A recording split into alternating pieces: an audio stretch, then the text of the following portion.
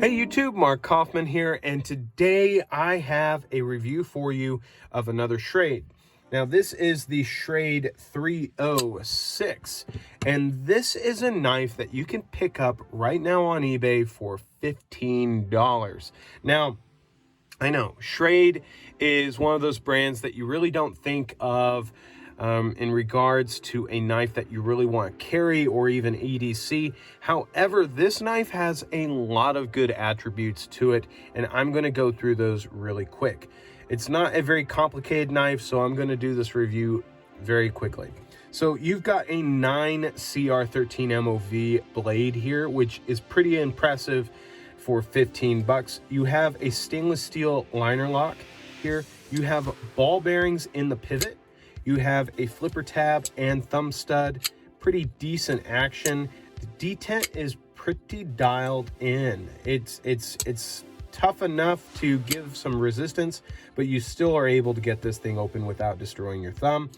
Now, when it comes to the pocket clip, it's pretty decent again. You don't have flush screws, but you have a deep carry pocket clip. It's steel. You have aluminum handle scales here. Then you have a, I believe it's not G10. I think it's probably a plastic polymer, but it could be G10. I don't know if it's G10. It's probably a plastic polymer, but if it is G10, which it kind of looks like, it's going to be a G10 backspacer holding that stable in the back. Then you have a T6 for the body screws. Then you have a T8 for the pivot.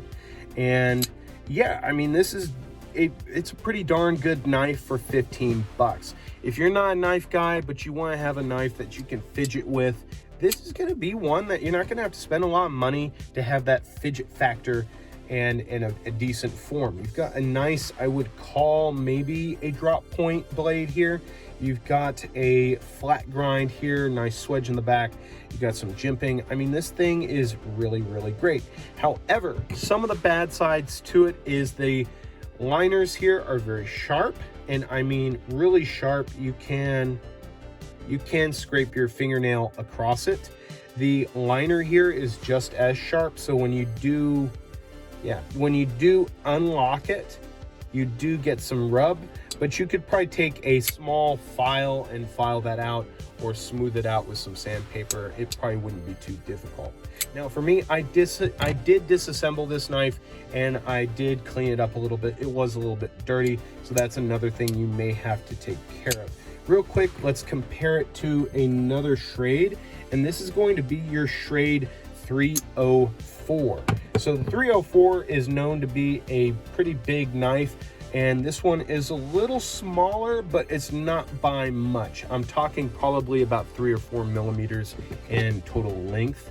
Now, when it comes to the handle size, it's going to be about the same. I mean, it's going to be a little more compact, not as heavy as well. This is a complete chunk of steel in your pocket. But let's compare it to another knife that maybe people have, and that can be the Cold Steel Air Light. And you can see here that those two knives are practically the same. Let's compare it to another knife that people may have, and that is the CRKT Pilar, which is covered in mineral oil because the 8CR13 MOV on mine is really wanting to rust on me. So compare it to that. Then let's compare it again to something that maybe everybody has encountered, and that's a standard 91 millimeter Tinker.